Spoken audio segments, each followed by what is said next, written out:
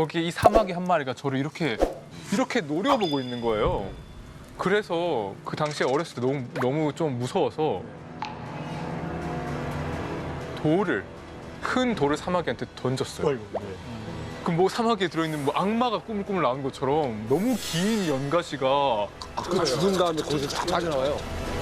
그때 연가시를 알았어요? 몰랐죠. 저는 그게 너무너무 충격적인 장면이어가지고 뭔가 그때 그 기억이 너무너무 선명하고 연가시가 나온 게 그러니까 이제 순간 무서워서 돌을 던졌는데 거기에서 이제 연가시가 나오는 걸 네. 봤다. 연가시가 어떻게 들어갑니까? 걔들이 되게 재밌는 생활사를 갖고 있기 때문에 이렇게 곤충의 몸에 들어가는데요. 알로 들어가요? 아니면 긴 채로 들어가요? 처음에는 얘네가 이제 물에다 알을 낳아요. 물에다 알을 낳고 이제 알에서 부화를 해서 이제 물벼룩이나 이제 다른 수소곤충이 들어가고요.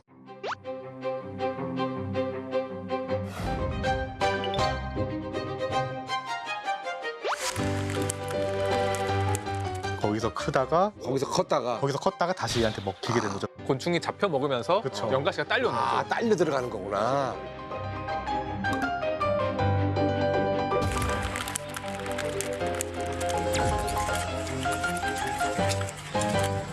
나중에 이제 다시 물에 들어가기 위해서 곤충의 몸을 조종해서 이제 빠져 들어가는 게 사람들에게 되게 공포스러운 거죠. 이제 조종해서 들어가는 거 맞아요? 조종해서 이렇게 진짜 합니다. 조종해요? 진짜 조종을 합니다. 이제 자살을 시도하면은 배에 이제 항문을 통해서 이렇게 나오는 거잖아요. 연가시가 배에서 쭉 나오죠. 되게 기이한 모습이죠. 그 죽은 다음에 거기서 쫙 빠져나와요.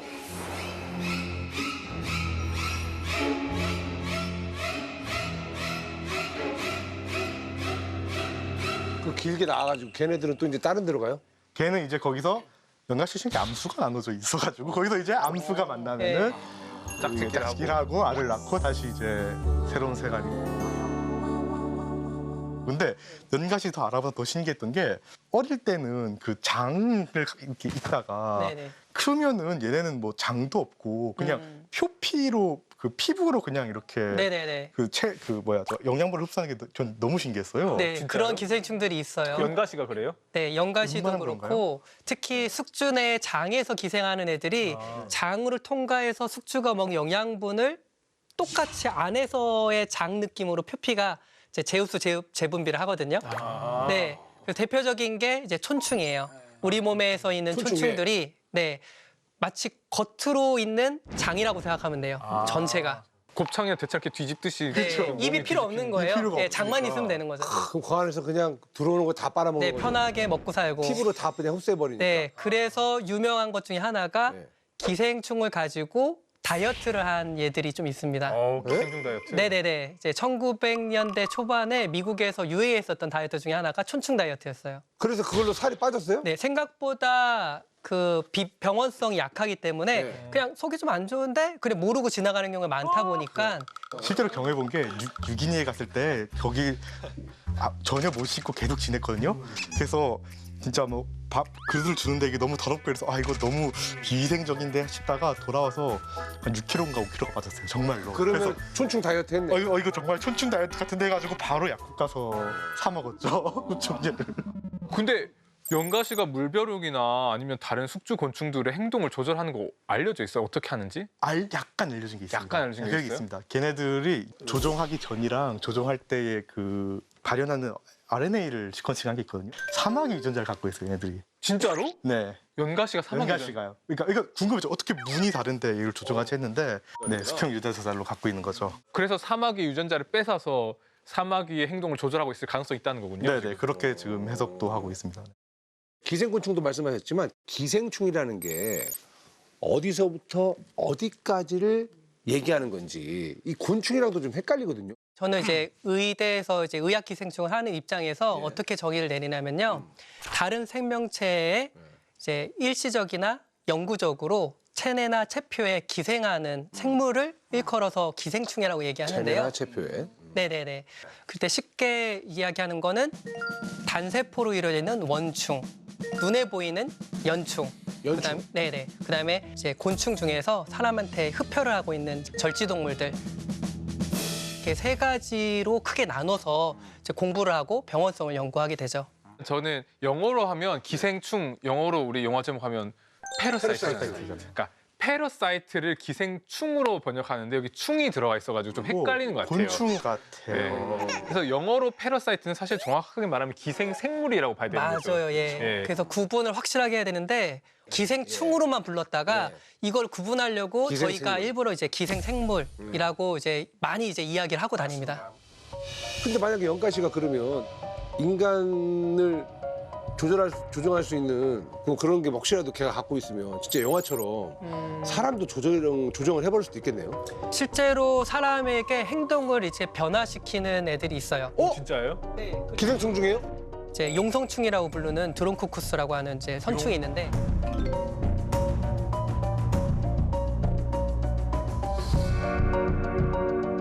이름이 멋있네요. 그러니까 이름 되게 멋있네. 예쁜 꼬마 선충에 비해서는 훨씬 위험이 있는 이름인 것 같은데.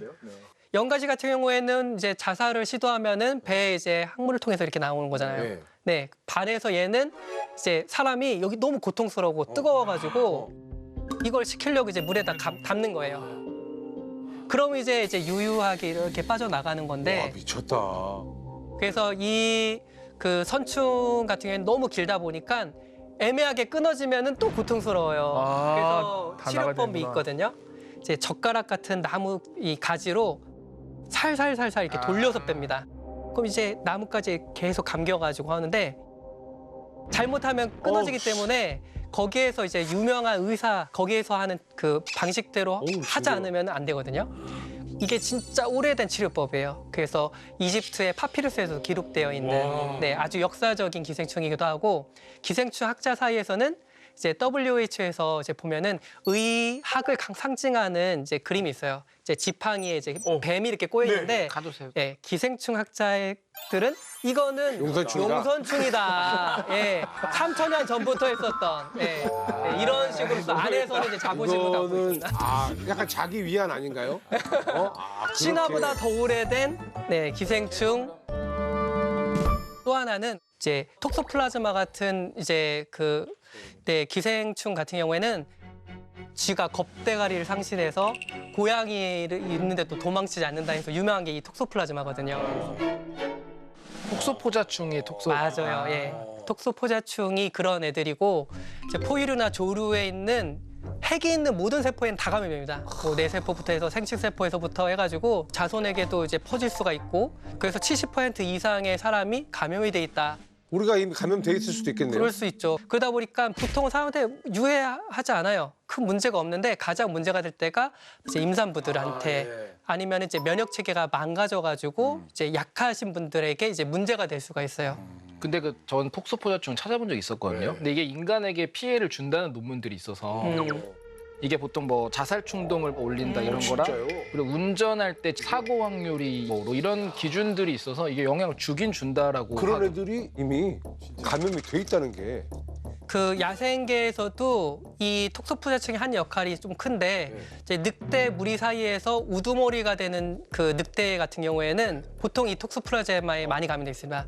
그래서 겁대가리가 수컷의- 없어서. 그쵸. 예, 공격적으로. 수컷의 경우에 좀 더 본능적으로 이제 굉장히 폭력적으로 바뀌고 이제 여성의 같은 경우는 굉장히 매력적이어서 이제 더 쉽게 간택을 당하는 거죠. 그래서 자손도 빨리 잘 낳게 되고. 근데 찾아본 게 도대체 왜 이거에 감염되면 쥐가 고양이를 안 무서워할까? 그 편도체에도 관련된대요. 네. 편도체가 우리 예전에 그 공포를 느끼게 하는 기관이었는데 거기에 그 메틸레이션을 일부러 낮춰가지고 안 무서워하게 만든. 그럼 이제 너 겁대가리를 상실했구나가 아니라 너 톡소포자충 먹었구나 약간 혹시 이렇게. 무슨 문제가 있나요? 톡소포자충 문제인가요? 왜 그렇게 겁을 안 내시죠? 왜 두려워하지 않으시죠? 약간 이런 게 제가 네. 사실 기생충을 좀 좋아해요. 그러니까 보는 걸 재밌어서. 그래서 다양하니까. 네, 제일 좋아하는 게 그 개구리한테 다리 더 만드는 거. 리베이로의 온다트라이였나? 그거. 개구리 다리 더 만든다고요? 네. 네. 진짜로요? 기생충이요? 네. 제가 좋아하는 흡충입니다. 리베이로이아 흡충이라고 해가지고 네. 올챙이 시절에 감염이 돼가지고 얘네들이 개구리로 변태하는 과정에서 성장인자를 촉진시켜요. 와 미쳤다. 이제 개구리의 다리가 더 생성이 되게 되면은 점프를 잘 못해요. 네. 그럼 이제 새라든지 이제 그 잡아먹기가 쉽습니다. 네. 얘네들이 어떻게 되나를 공부를 해봤었는데 일부러 상처를 계속 만들어서 재생 과정에서 다리를 더 만들게 한대요. 근데 이게 환경이랑 오해될 수 있던 게 이 레티노이드 애시드라는 물질이 있어요. 이게 개구리한테 다리를 더 만드는 부작용이 있어요. 무섭다. 나름 생존 전략들이 엄청 다이나믹하네요, 얘네들이. 예, 전략들이 다 있는 거죠? 생태 기생충학자가 나누는 기생 전략 방식 중에 하나는 아까 이야기했던 경구 방식, 경구에 먹어서 네, 그리고 경피 방식, 피부로. 네, 그 다음에 그 곤충이라든지 매개자를 통해서 이제 오는 경우들, 일부는 이제 흡혈을 통해서 하는 미세포식 이제 이런 것도 들어가고 기생 거세라고 해서 숙주의 생식 능력을 삭제 이제 없애버리고 거세요? 네, 거세, 기생 거세라고 합니다.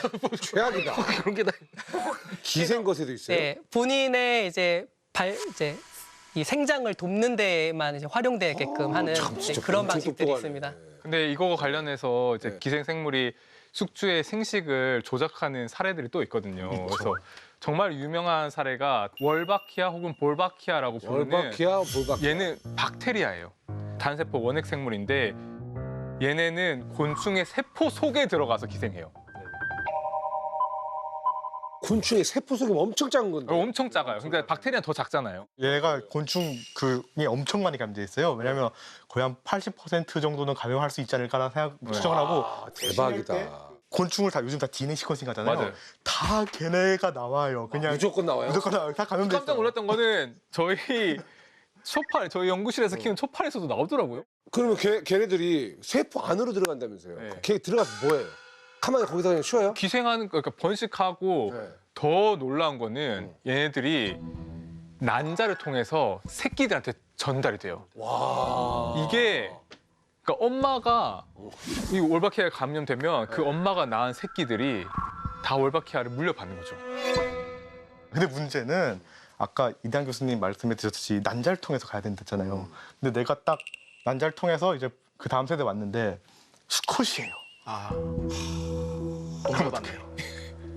어떡해요? 그렇죠. 문제죠. 맞지 뭐. 그렇죠. 그러면 이거 정자를 타고 가기엔 정자가 너무 작아요. 네. 그래서 월바키아가 하는 것이 이 세상에 수컷을 좀 없애고 가능하면 좀 암컷으로 가는 방식으로 약간 조절을 하는데요.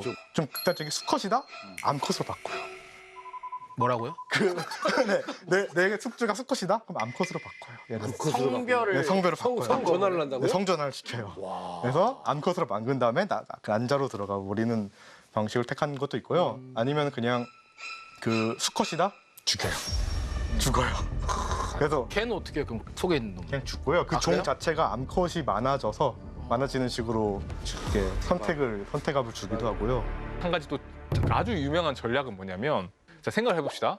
울바키아에 감염된 암컷과 울바키아에 감염된 수컷이 교배를 하면 당연히 새끼들은 다 좀비 감염된 애들이겠죠? 그런데 울바키아에 감염된 암컷과 감염되지 않은 수컷이 만나요.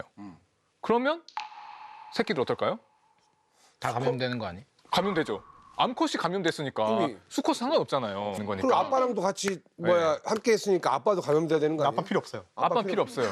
아빠는 정자에는 못 들어가요. 너무 작아서. 그래. 아까 얘기한 것처럼. 근데 더 무서운 건 뭐냐면 엄마가 감염이 안 되고 아빠가 감염돼서 교배를 하잖아요. 새끼들 다 죽어요. 죽어요 그냥? 그냥 죽이는 거예요. 월바키아가 결과적으로 죽이는 건데요. 이게 신술 나서?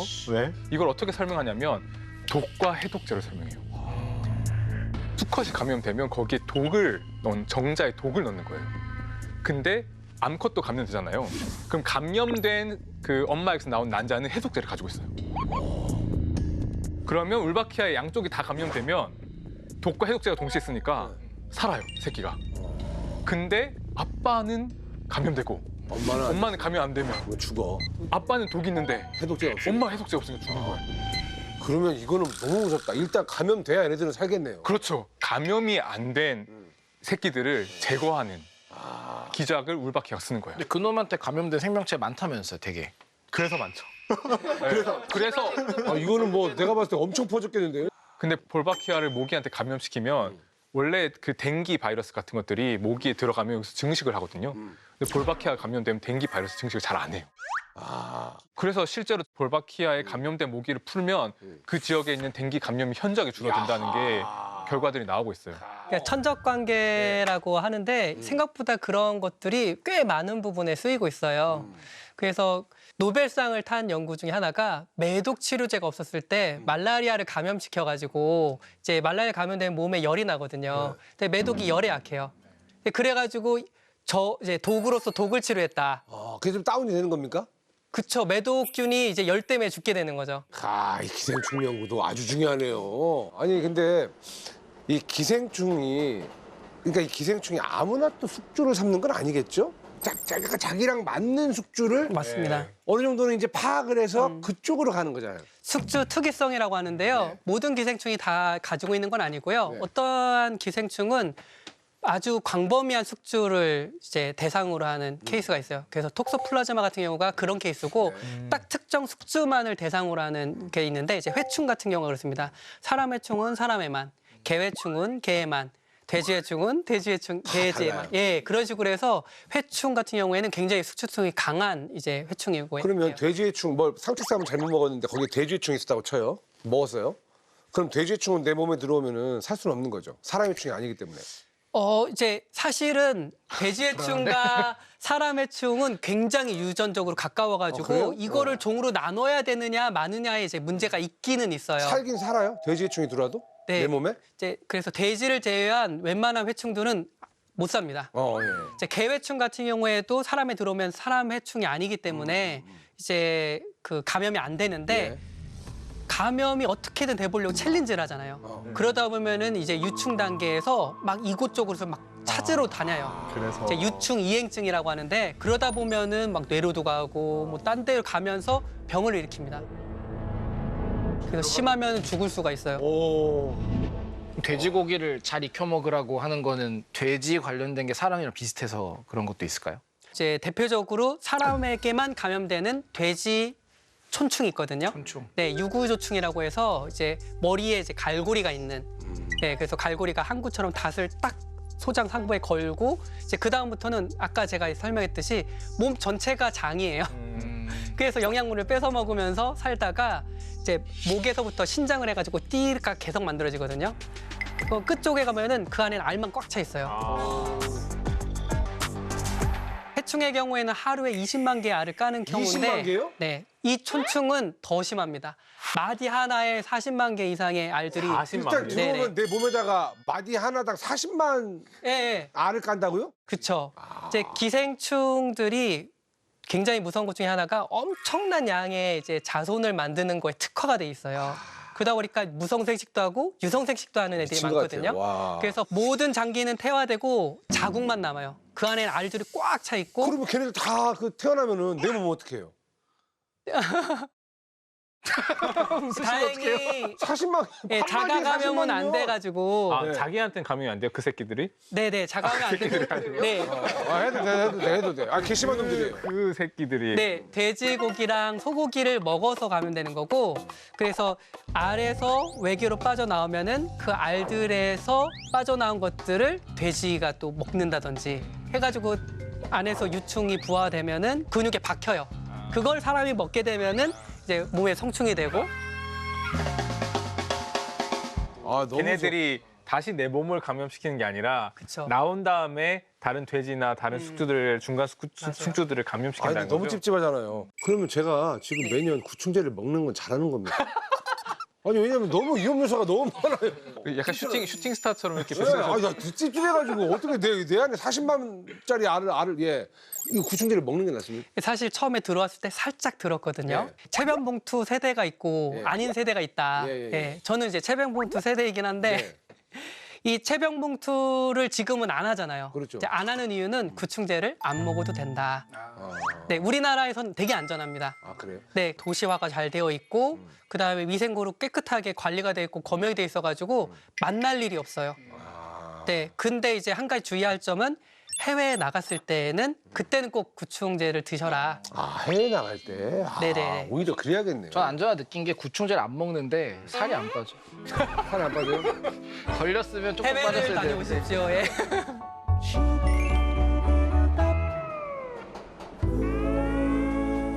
아니 참 듣다 보니까 많은 생각이 나는 게 기생충들도 나름대로는 참 빡세게 산다, 힘들게 산다 이런 생각이 좀 드는데 얘네들은 왜 이러고 살까요?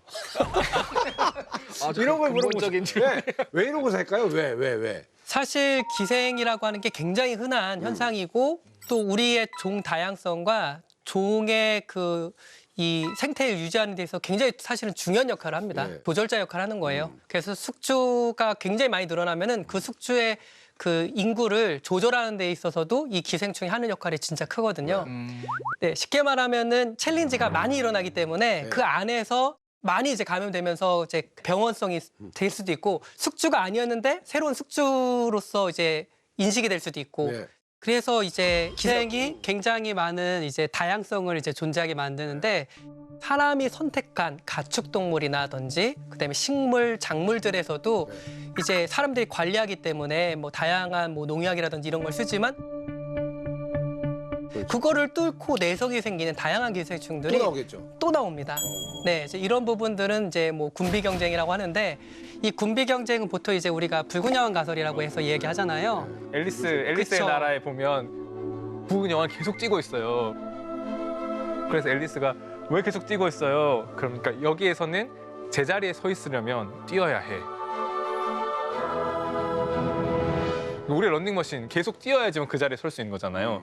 그러니까 기생을 당하는 애가 있고 기생을 하려는 애가 있으니까 얘는 기생을 안 당하려고 진화를 또 해야 하고 되고. 기생을 한쪽은 더 잘하려고 또 하는 진화적 선택압이 존재하니까 계속해서 서로 달리고 있는 그게 멈추면 죽어. 네, 살아남으려면 뛰어야 되는 거죠. 그게 붉은 여왕. 붉은 여왕 네, 이라 가설이고 그래서 기생이라고 하는 메커니즘이 워낙 보편적이고 생명의 다양성을 조정하는 데 있어서 굉장히 중요한 역할을 했다고 생각합니다.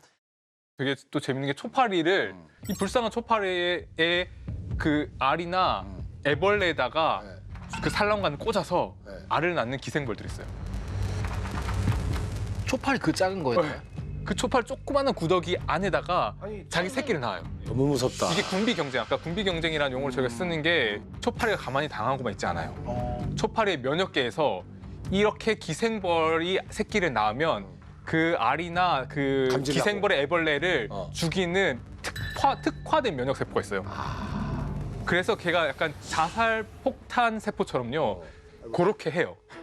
네. 그러면 자동 구충제 아니에요? 그럼 우리가 구충제 먹듯이 네. 자기 몸의 세포가 일종의 구충제가 구충 되는 역할을 거예요. 해버리는 거죠. 그래서 그 실제로 그 감염이 되고 그 면역세포 활성화되면 그 까만 점들이 보여요. 초파리 애벌레에서. 근데 정말 신기한 거는 기생벌이 감염이 안 되고요. 기생벌의 냄새만 줘도 초파리 애벌레들이 준비해요. 그 세포를, 그 자살폭탄 그 세포를 만들어요. 이게 이제 어떻게 보면 진화를 한 거죠. 네. 기생충도 그렇다면 그 면역 시스템에 대해서 이미 다 대응을 하는 군비 경쟁이 막 있었겠죠. 네네 맞아요. 이제 대표적으로 본인의 이제 체포 표면에 있는 단백질을 바꿔가면서 네 회피하는 전략도 있고요.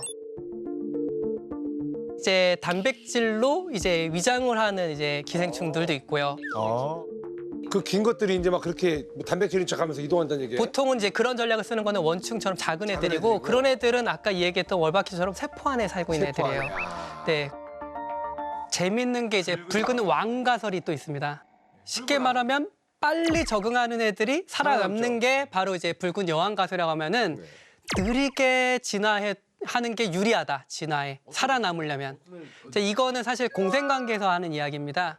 이제 대표적으로 이제 우리 몸에는 다양한 이제 공생물들이 있어요. 이제 그들하고 이미 콜라보가 잘 돼 있습니다. 협력 관계가. 그들끼리 이제 협력을 해가지고 새로운 병원체라든지 이런 것들에 대해서 대항하면서 가면은 걔네들끼리는 서로가 느리게 이제 진화하는 거예요. 이네들끼리만 살아남는 거죠. 그렇게 딱 협력한 팀끼리. 그게 붉은 왕. 붉은 왕가설. 그 좀 두려운 게 어쨌거나 이거를 연구를 막 하다 보면 사람이 좀비화 될 수도 있을까요? 저는 명가시처럼? 가능할 거라고 믿어요. 믿는다면 좀 안 좋은 표현 같지만 가능성이 있다. 예를 들어 실동충하초라고 개미 감염시키는 게 전 그게 제일 신기했었는데 이거에 감염되면 잘 살던 개미가 일정 시간 되면 한 20-30cm 높이 되는 잎 나뭇잎에 올라가서 턱으로 그걸 꽉 물고는 붙어 있는데요. 이 무는 동작과 움직이는 모든 거를 거기 있는 화학물질이 조절해요. 스핑고신, 뭐 원인산 이런 게 다 막 약간 뇌에 작용하고 해서 작용을 하는데 그러다 보니까 좀비는 과연 가능할까? 그런데 좀비가 과거에 역사적으로 이제 실제로 있던 용어잖아요, 사실은. 마이티랑 이쪽에 좀비 부두교 쪽에 있었으니까. 그때도 화학 물질 가지고 사람의 그 선망을 유도해서 이게 흰동말풀이라는 거 있어서 실제로 부두교에서 이걸 가지고 사람한테 먹여서 의식을 약간 멍하게 기억을 지우고 조정하고. 이거를 실제로 쓰는 물질이에요. 이게 멀미약이에요. 스코폴라민이라고. 멀미약이요? 네. 무슨 멀미는 멀미 안 하게 하는 건데? 그 작용이 똑같아요. 그래서 뉴스 기사 같은 걸 보시면 네. 여행을 멀미약을 먹고 갔다 왔는데 여행 갔다 온 기억을 다 상실한 부작용 사례들이 있어요. 대박이다. 이게 우리나라 뉴스 기사로도 많이 있어요. 진짜요? 그래서 지금은 그 물질을 좀 더 안전한 거 바꾸고 막 시도를 했어요. 좀비는 우리 몸에서 뇌랑 신경이 아주 섬세하기 때문에 언제든지 조금만 잘못돼도 문제가 되니까 이걸 조절할 수 있는 건 언제든 나올 수 있을 것 같고. 제가 어제 일을 좀 까먹고 그러는데 어제 배 타셨어요? 멀미하셨나요? 그러니까 이게 무슨 적인가. 얘네들이 진짜 이 머리 굴리는 게 사람보다 더 좋거든요. 얘네는 오히려 단순하기 때문에 딱 해야 될 일에만 집중을 할 수밖에 없는 그런 그 설계가 돼 있는 걸까요? 원래는 서로 그냥 자유롭게 독립적으로 생활하던 게 기생충으로 혹은 기생생물로 진화를 하게 되죠. 그렇게 되면 우리가 지금 형님께서 말씀하신 것처럼 되게 똑똑해지고 너무 어떻게 이 조그만 애가 이렇게 미친 것 숙주를 같아요. 조작하고 숙주를 찾아가고 그런 것 같은데 실제로 그 생물 자체를 들여다보면 퇴화예요. 오히려 네, 굉장히 많은 그런 기관들, 아까 얘기했던 장이 없어지고 그냥 피부로 그냥 영향을 받아버리고 여러 가지 기관들이 퇴화하고요. 그다음에 숙주를 탐색하는 능력을 제외한 다른 탐색 능력이 다 사라져요. 오로지 딱 생존에 관련된 자기한테 제일 필요한 것만. 저는 기생충 학자로서 조금 다른 이야기를 좀 해보고 싶어요. 선택과 집중을 한 겁니다. 변호사님 같은데요? 기생충 학자니까 좀 기생충 얘기를 또 입장에서 얘기를 해줘. 초기의 생명체들은 완전하지 않고요. 이 생물들은 꼭 더불어 살아가야 됩니다. 원하든 원치 않든. 그 불안정한 상태였을 때는 서로에게 해를 줄 수밖에 없기 때문에 처음에는 조금 아프기도 하고 그랬는데 그게 이제 자연스럽게 선택과 집중으로 필요한 역할만 남겨서 이렇게 잘 맞아가지고 공생관계가 형성이 되고 기생관계가 형성된 거예요. 크게 보면은 기생도 공생, 그 두 생명체가 살아가는 관계 중에 하나다. 사실 미토콘드리아의 공생설을 저는 또 한편으로는 이거 기생설로도 볼 수 있다. 이제 미토콘드리아라고 하는 이제 쉽게 말하면 원시 세균이라고 하는 것들이 이제 세포 안에 들어오면서 이제 자연스럽게 에너지원이 되면서 그 세포가 이제 만들어지고 했다는 이제 이런 부분인데 우연하게 이제 자기가 편하게 살려고 들어가가지고 입주를 했다. 했는데 이제 그게 이제 자연스럽게 선택과 집중으로 필요한 역할만 남겨서 지금의 형태로서 잘 공생하는 관계로 지금 진화해 오고 있다.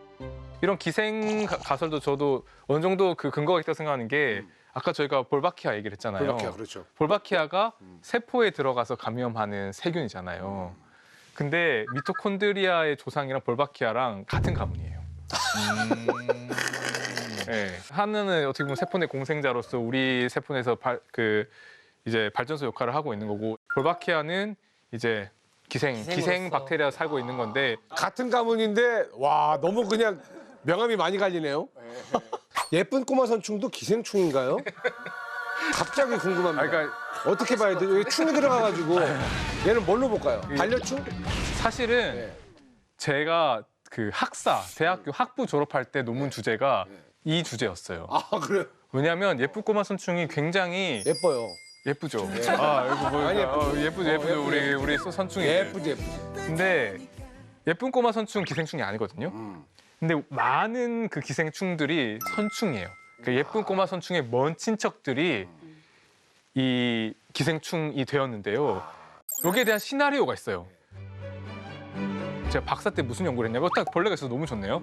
선충이 원래는 키울 때 이렇게 바닥을 이렇게 예쁘게 우아하게 이렇게 기어다녀요. 쌓인 곡선으로 이렇게 기어다녀요. 근데 얘가 밥을 안 주잖아요. 얘가 원래는 이렇게 땅바닥만 기어다니는데 갑자기 어딜 타고 올라가서 춤을 춰요. 그리고 심지어 막 100마리씩 모여서 떼춤도 춰요. 왜 그럴까? 이걸 왜 하냐면 다른 벌레에 올라타기가 좋아요.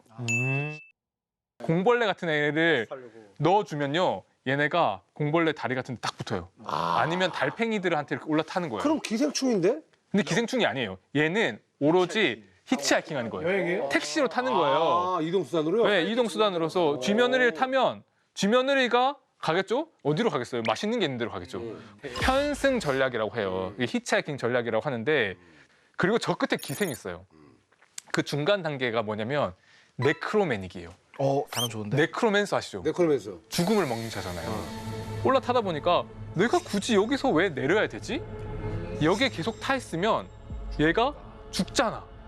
그러면 죽으면 이 죽은 몸에서 미생물이 자라잖아요. 얘는 미생물 먹으니까 그 밥을 먹는 거예요. 사체를 먹는 선충들이 있어요.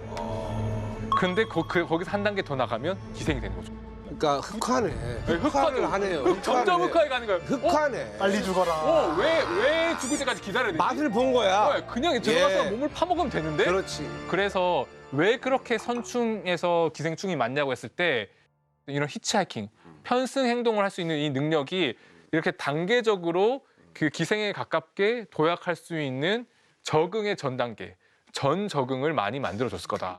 곤충 쪽은 어때요, 갈로아님? 뭐 이렇게 흔한 기생 방법 많이 있습니까? 곤충들은 이제 보통은 이제 너무 이게 좋은 전략이기 때문에 엄청 많이 해요. 그래서 이미 지구는 꽉 차 있는데 항성님이 나가시니까 지금 저희가 앉았잖아요. 근데 그 위에도 얻는 거죠. 또 이렇게 한번 그 자리에 앉는 것처럼 빈자리가 오면 확 앉듯이. 빈자리고 기생이라뇨. 갈로아님 고정이에요.